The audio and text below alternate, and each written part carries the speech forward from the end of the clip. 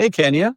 Hi, Pete. How are you doing? I'm good. How are you? I'm good. So we're trying this new experiment at the office. And Yeah, we always have these really interesting conversations, and we just thought, I think we'd like it for posterity. Nobody else will watch it. That's fine. You don't have to watch it. You can just go on and skip. You know what I mean? you can Just watch it. what I'd like to understand today and really talk about is because this is something I'm really dealing with. We're both heart centered type people. We're both heart centered entrepreneurs. We're really about like the expansion of consciousness for the whole world. Somebody out there right now is falling asleep. Yeah. And with all this currently going on, Yeah. how do we navigate that? You know what I mean? Like I'm having this real issue for myself personally where I'm having trouble sleeping. I'm eating too much. I'm having troubles getting into my usual patterning of things, and I'm finding that well, I was about to say, I'm finding that like I'm losing interest in certain things, like having buying stuff and things of that nature, which actually can be a power move at the same time. So I just want to hear from you. Are there certain things that you're doing to empower yourself or to get yourself into whatever space that you're looking to be in, your ultimate space? Yeah. I think that for me as well, and I think for most of us, there's this fear, like this kind of low grade. Well, for some of us, it's low grade. For some of us, it's a higher pitch. And I experience that when I'm out in environments. I experience that just kind of trying to think about my own experience and the responsibilities and how these things that are happening impacts my family. I think the way that I've been traversing this time is to disconnect as much as possible from the hullabaloo of it all, and just try to stay as connected as possible to myself. You know what I mean? Hmm. So just I think a lot of self care, like intentional self care. I feel like there's really no hardcore solution. I feel like I have a toolbox full of things that I've accumulated over the course of time, whether that be meditation, prayer, journaling, venting to a friend. It's kind of like depends on how I wake up that day, like what tool will work. Um, so I kind of feel like I'm navigating it like that. And then some days I wake up and I'm just like a mess from it Mm. all. You know what I mean? Like you just kind of it's just filtering through and you just kind of have to like let it be what it is. And sometimes I'll be honest, sometimes I feel like a bit of a jerk. Like a bit of a jerk. And, very low tolerance. Um, and I find my frustration spilling out of me, right? Not that you don't want to hurt anybody, but, I think all of us, the level is so high. Um, we're all kind of rubbing up Well, against and that. I think what I was going to say, I think what's happening is I'm seeing a lot of gems rise to the surface. I'm not going to say what would normally be the normal anomaly that you say, Yeah. but a friend said to me the other day, I thought this was so amazing. She said, "My love is unconditional, but my attention is not." And I think as heart centered people, we want to be empathetic and connected to everybody. But I think we're really, really learning that doing that is coming at a real cost that is not giving a benefit to what we're really wanting to do. And, it can sound very selfish to do the self care and all that type of thing. But I know from I work with the angels, so I'm going to be weird here. The angels, what they tell me is that working on myself and moving myself as close to a state of joy and out of fear is my PowerPoint. Mhm. Abraham Hicks says that one who is connected is more powerful than a million other people who are not connected. Yeah. And I know that's absolutely true. When I get into a higher state of consciousness, a higher state of meditation, I can absolutely feel my reach. It's not even really my reach. It's almost like my possible connection points are so vast. Yeah. They're not when I'm in my fear space. Right. You know what I mean? Right. And it is about the work of understanding what those two feel like Yeah. and having those modalities to move yourself out of it, but also to learn to not be in the shame game when you can't get into it. Mhm. Right. So, something I've learned through my tantric work, and this really helped me with my depression, not this past year, but the year before, I'd had a friend who had unlived himself right at the end of the year, and my little brother was going into hospice, so I had a lot of things going on. And, I started really working through it because I studied neo tantra, and one thing that tantra really taught me was to let go of preference, number one, and to really just be in the moment. And I started really, really focusing on that. And I come from a very dysfunctional home, so I had disassociated as a child.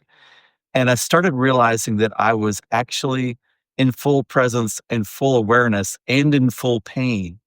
And I started to realize the richness of experience, not giving it a label, not giving it an identity, not saying this means so and so did this to me, or I am so and so, or there's something wrong with me. Right. But it was about just learning that I could fully experience Mhm. and that was life. Yeah. And what is that like if I take a bite out of that super sour apple, Mhm. right? What's Yeah. what's in it? Yeah. No, I mean, that's the and you said a couple of things. So you talked about, letting go of preference, and also something that was coming up for me as you were speaking was this kinda idea or concept of observing. Mm, Right? yeah. Like, and I agree with you, like, that would be probably another tool that I would say that I am learning to use during this season is observing not just myself, but others instead of, like, reacting or responding from a place of trauma or, like you said, like, the stories that you attach to the things that happen, just really listening and observing without judging, which is really hard, Mm. right? But also, like, as it's happening, if you're having a conversation, a difficult conversation with someone, um, catching yourself when you start feeling that judgment, right? Or when you start really kind of assigning emotion to what is happening. Just kind of pulling back and asking, like, what is this? Why am I feeling like this? Why, what is this anger that's rising up in me as a result of what this person said? And like I said, it's not always a real time thing, but I definitely feel like there's a power in it, right? Like there's a power in uh just observing and just feeling, right? Without judgment, because it allows you to see things that you wouldn't normally be able to see if you're just in that kind of crazy, chaotic, emotional state and, Mm. you know It allows you to take a more of a measured, focused, intentional approach to Yeah. life, right? And because really we're so taught in the Western world to just be triggered off of fear and to just like react. And we don't always have to react. Oh. There are very few saber-toothed tigers out there today, which means that you don't have to make a decision immediately. Yeah. And I used to be a car salesman. Okay. I'm just going to say, if somebody's pressuring you to make a decision in the moment, it's probably not to your benefit. So I'll Yeah. just leave it. Yeah. I'll let that Yeah, yeah. hang a little bit. Yeah. Let you figure out what that means. No, but with the fear aspect of it, I was actually, kind of letting that linger out there. I'm gonna give a little bit of a hint. Oh, I know. Um, I have some friends who are impacted by some of these changes with the employment and the government and that kind of thing. And they are in this like high octane fear because they don't have time. They're not being allotted time to make those decisions. And so I can feel their fear because it's like, what am I going to do? Like, it's just so high octane. And they were talking about a story, and I guess it was biblical, or I don't know if this was in the Bible or if this was just an anecdotal story about, some people have talked about it from, being out in the ocean or somebody being on the roof and God saying, I'm going to send someone to save you, and they send the boat or they send the plane or what have you, and the person that's waiting to be saved by God is just like, "Oh, no, I got it." The boat comes, the plane, "Oh, I'm good." And God is like, "Well, I've sent you the options. That those were the resources I was sending to save you, right? Mm. And you just waved them past."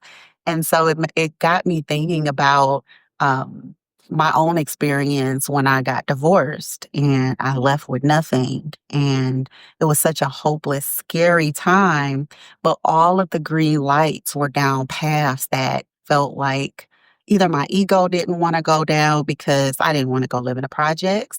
I didn't wanna be homeless. I wanted my life to look a certain way.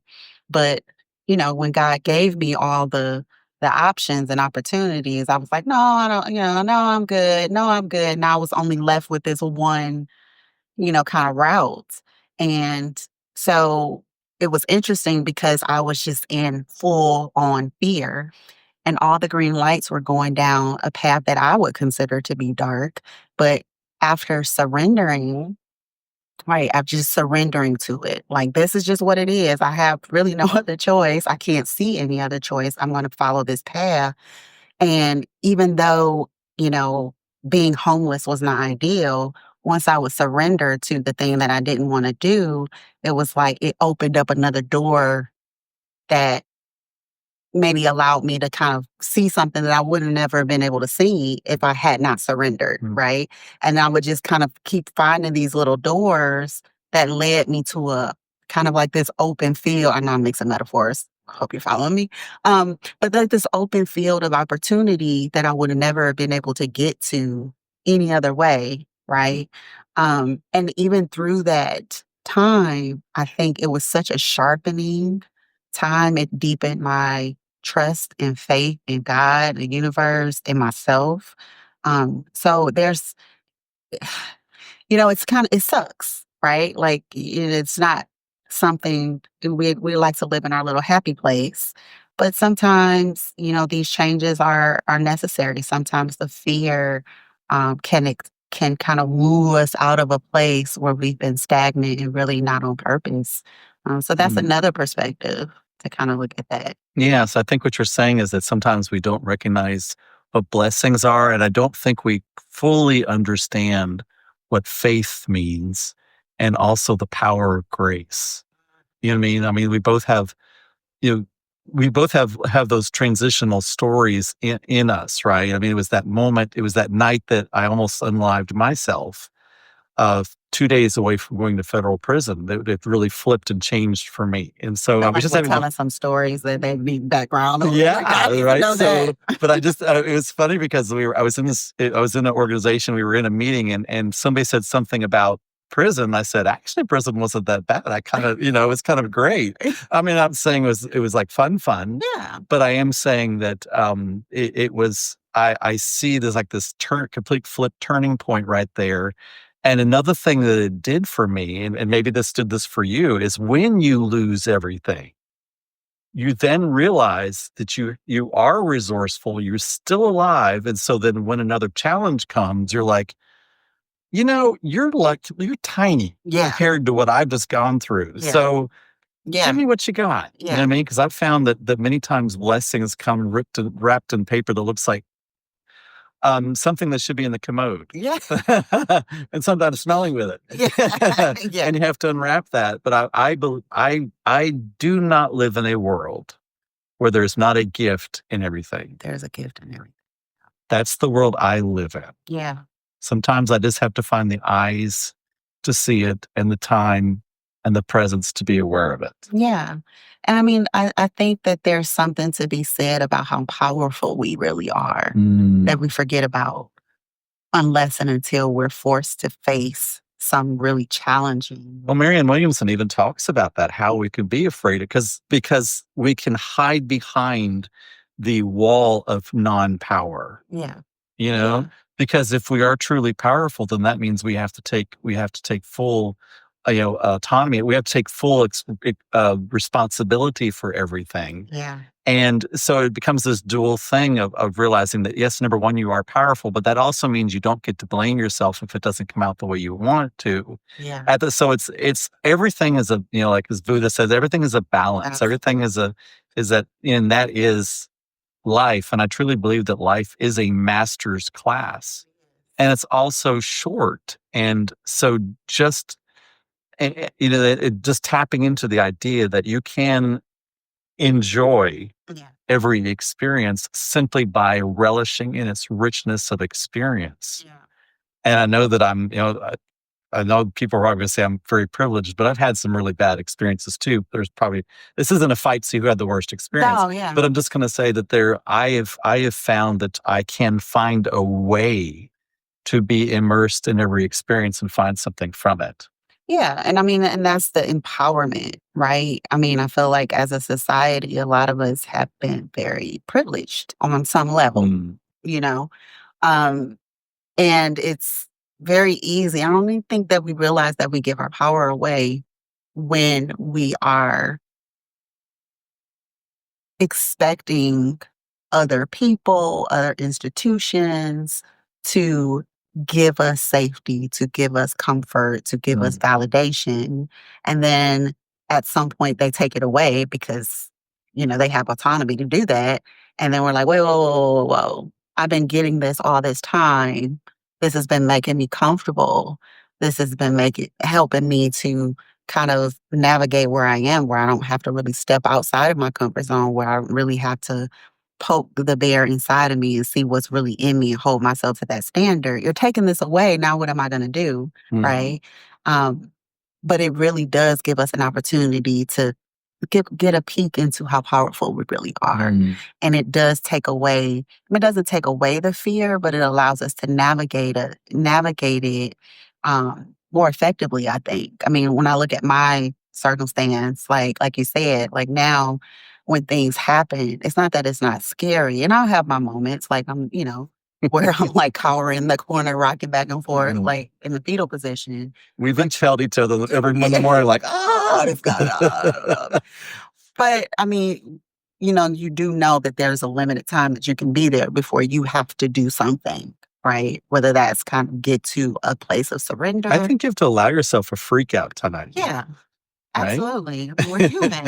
And that's a part of the experience, Right. right? And it's like, oh wait, I don't have to be here. But I think now, and I don't want this to sound like toxic positivity, but I believe right now is our opportunity to find the people, the things that are super important to us. I mean, because we are in times, I'm not gonna say like it has never been experienced before, times like we haven't experienced and this world has not experienced in a long, long time. Yeah, And I'm just gonna say the angels are telling me it's gonna get a lot, lot worse. yeah, So what I'm starting to really look at is what are the things that are necessary for me? Man, I used to think what was necessary was get, like 3 or 4 new shirts, a month and to, all these things, hell, these yeah. things that were part of my, shopping was like my hunting experience. And it was the way I kind of dealt with stuff. And so, Coping.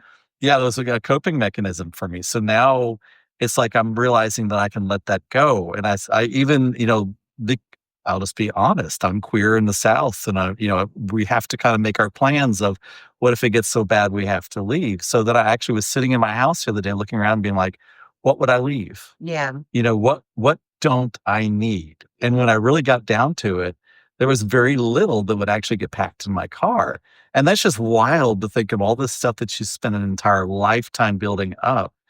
But so what I'm saying is just like right now is our real opportunity to get really to the very core of what's important to yeah, us, who is important to us, yeah, and maybe find different strengths in ourselves. yeah. You know what I mean? And different ways that we can produce income. Or at the end of the day, the only reason you make income is you need housing and food and clothing. Maybe another way that you can get that, Yeah. right? Yeah. I mean, I think I was telling someone the other day, I feel like we're living in a historic moment, Mm. right? Mhm. Like, the moments that you read in the history books where they're kind of detailing like how things shifted or how power structures changed or how different industries changed and how that impacted the people and what happened. I feel like we're in a unprecedented time of change. And we experienced it a little bit, like a taste of it during COVID, right? Like where the Mm. world stopped and it made us reflect, like, wait a minute, because you were constantly going, going, going, going. And all of a sudden you have to be still. It made a lot of us do a lot of that self reflecting, like, wait a minute, why am I working this job? Mm. Do I really want to do this? Do I want to do something else? And there was a pivot even then.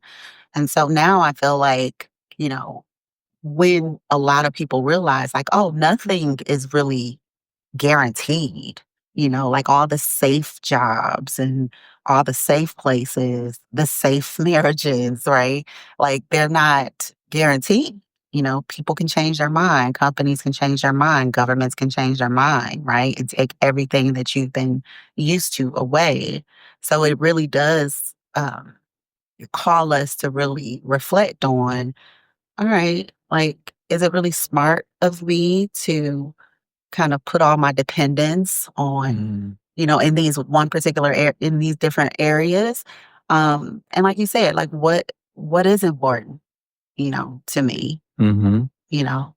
Yeah, that's where I'm finding my opportunity right now is to really look at that and to get really just, very focused and intentional, and, my friends list on Facebook, I'm just gonna say, is just being like, "Shoo." Yeah. Yeah, there's always kind of like this Marie Kondo type of Oh, yeah, yeah. energy Do I of love this? Does this bring me joy? yeah, like in every aspect of our lives, right? And I would have just put a yellow joy sticker on everything in my house 2 months ago. Now Yeah, it's like, I know. Right? I found myself doing that too, like going in my closet, like, do I really need this? And lightening our load. So there's some real benefits to this time once we get past. Um, and I don't know that we can fully get past it because these things are still kind of unraveling. Um, but just having that perspective is of that um, you do have some power, right, Mm, in all of this, and finding what that is and taking our power back, even when it comes to building and leaning on community, right? Like, I know throughout my experience, shame and guilt has been one of those kind of themes that's been threaded throughout these different things that I've been going through, the adversities, right? And so a lot of us, a lot of times, including myself, would like withdraw, like go into isolation while I get my ish together and then come back out. Like, I'm okay now. All right, I'm ready to mhm, play, but not wanting to put my baggage on other people, not want to burden other people with my challenges.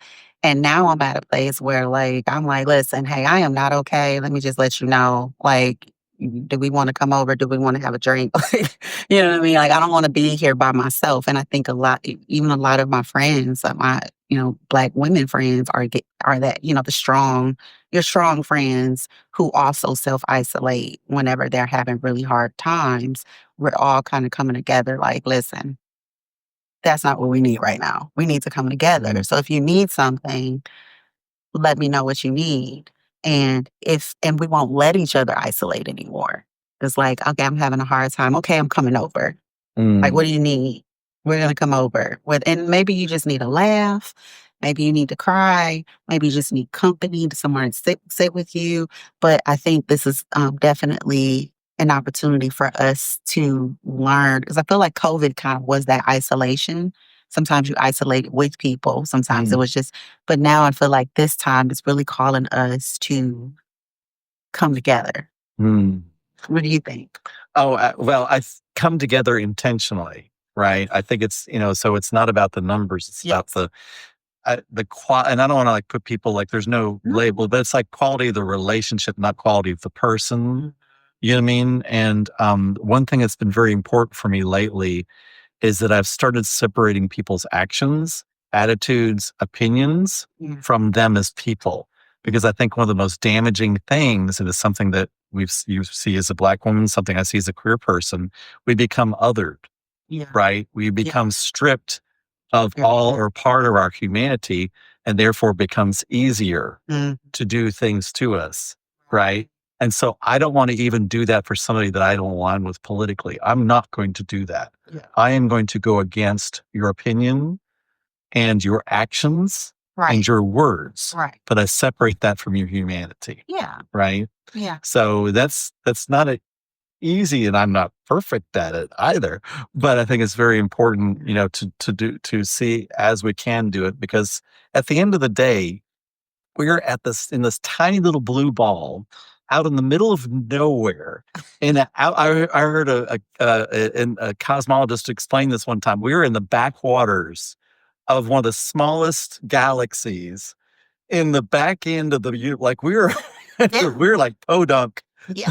As far as the universe is concerned. Yeah. You know what I mean? There is nobody out there to come rescue us. We all got to figure out a way to get along. Yeah. I feel like, okay, nerd brain time. Like, I feel like this is a Neil deGrasse Tyson moment, like, Dorian. yes, where it's just kind of like, I wonder how much of this stuff would matter if a lot of us had that moment. Like, if Mm, all of us were able to just kind of somehow just go to the top tippy top of our atmosphere and just look out and see how unique and precious, mm, what we have mm. is. Because, when you see how small you are in the vastness of it all, And also it's special. yeah, I mean, how small and yeah, very, very special and unique and kind of magical and miracle-y. That's not a word, but mhm, that we are. Um, and how, it makes you think like, how can I hurt someone who's human, regardless of what color they are, whatever. Like, we're here, mm, right? And so it definitely, things like that definitely puts things in perspective, and maybe that's what helps to get through this, is to kind of sit back and really understand like the big picture of it all. mm. You know? Absolutely, yeah, and I think it's about just not buying into the zeitgeist of it's me against you or something of that nature. Just kind of you can step out of that game. Yeah. You know what I mean? Still call people to purpose Yeah. and still people, hold people's feet to the fire. Yeah. This is what you've said and this is what you've done. Yeah. However, I'm not going to dehumanize you. And Right. I'm still going to believe that you are precious and Yeah. a part of the divine nature. Yeah. Right. And also that you, whatever you're doing, is also a gift to me because at the end of the day, I don't know, that term kind of I say it so many times, Mhm. but at the end of the day, That might be the name of the show. yeah, at the end of the day, hey, I love it. What it does for you is it shows you your shadow side because you only are disturbed by things in other people Mhm. that you recognize and see in yourself that you don't like. Mhm. So, and all we have capability of changing and influencing is ourselves. Yeah. So, at the end of the day, all you could do is what was Michael Jackson's "Man in the Mirror." I Mhm. mean, that's the very best you could do as far as in my opinion. Yeah. I mean, I think that is such a strong, um, and powerful perspective. It's definitely challenging, but it's worth it because adversity, and this is what I've learned. Like, that if I look at my life, adversity, just in and of itself, people and, people who bring me strife, or challenge me in some ways that could be perceived as negative. Those are the experiences that help me grow the most, right? And help me to like really fully understand who I am and the power and the confidence that is within me is when someone kind of challenges you and it's like you have a decision. Like, what are you going to Mm, do here? mm, Um, and so I feel like, and I definitely am grateful for it all, like all the experiences. But I definitely feel like, I guess it's similar to going to work out, right? Like when you work out, you build muscle, you're ripping stuff. Like you have to rip the muscle in order for it to and it's painful. mm. But when it comes back, you have like Tina Turner arms. What's You love know? got to do with Yeah, like it? you look good, you feel good, and you're better Mm, than you were before endured that pain. So mm, I think that is probably a good. I know it's a good perspective for me, and maybe for all of us to lean into the fear, lean into the obstacles, lean into the pain, and look at it as a mirror to see what it mm, has to show us mm, about ourselves, about each other, and how can it make us better? How can it move us to a better place? mm.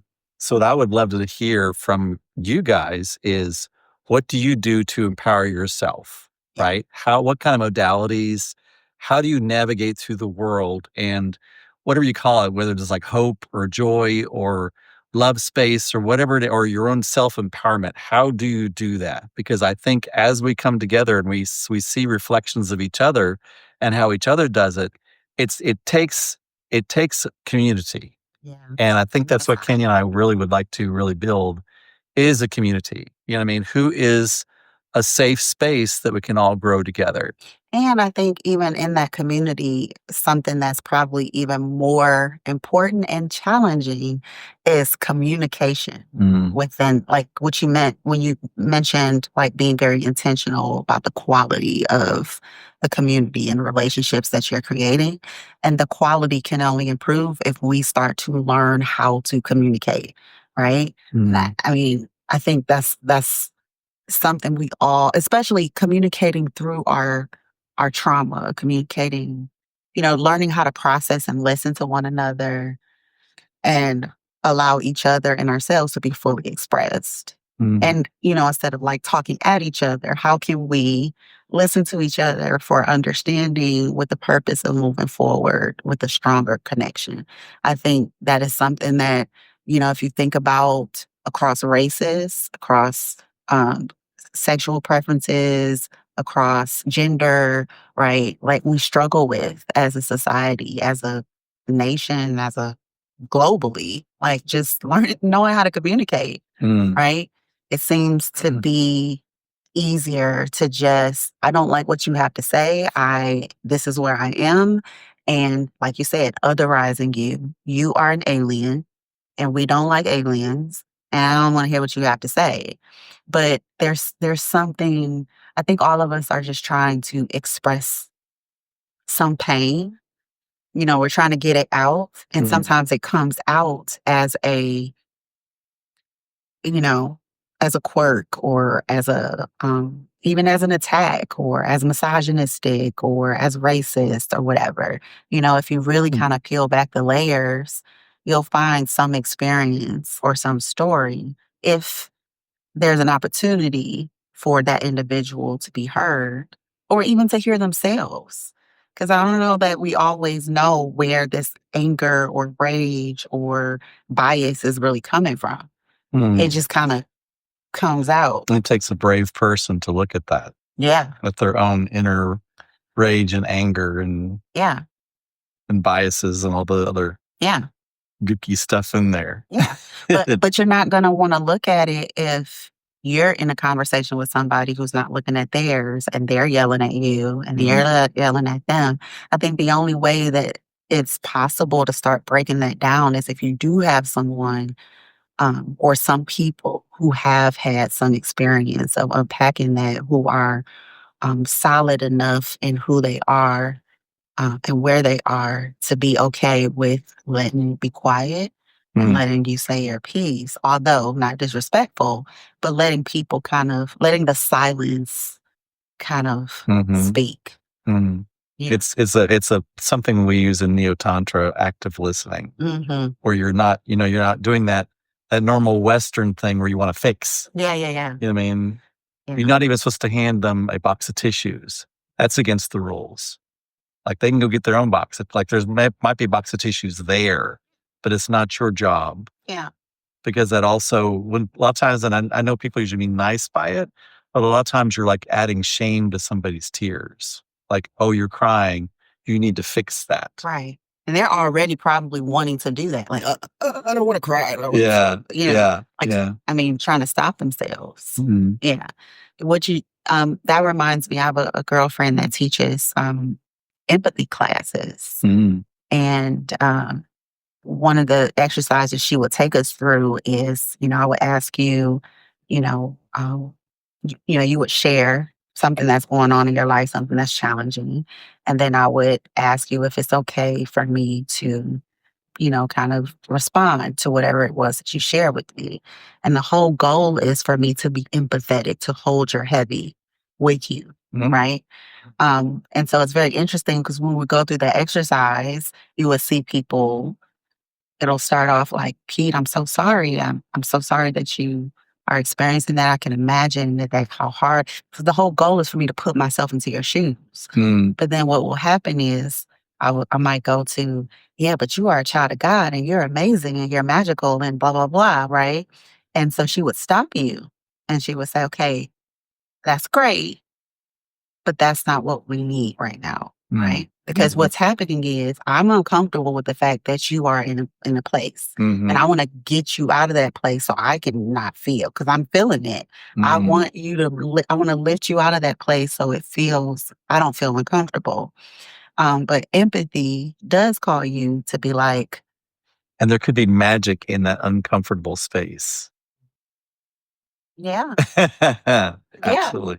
yeah," because, I mean, her whole thing is like, so if you're full of anxiety, if you're full of fear and overwhelm and stress and pain and sadness, you have nothing else you can't receive anything else, Mm, right? mhm, So, but if I hold space with you and I'm able to lift some of that from you, if mhm, you're able to cry or release, and it's not, you're not going to be empty of it, but if I'm able to open up some space for you, then you may be, open to, you'll have more space to receive edification or, exaltation or empowerment, mhm, empowering words, right? mhm, Um, but I know I've never enjoyed being in a space where I'm feeling that way and somebody is like, "You don't feel like that because you are amazing." And you it's like, okay, I on some level I know that, but right now I'm here. mhm, And that's not helping me because I feel like you don't understand what I'm feeling, mm, right? mhm, Um, so yeah, I mean, I feel like if you hold space with people, and maybe that's a part of the communication aspect of it that we have to learn, is to mhm, allow people to be angry and not take it personal.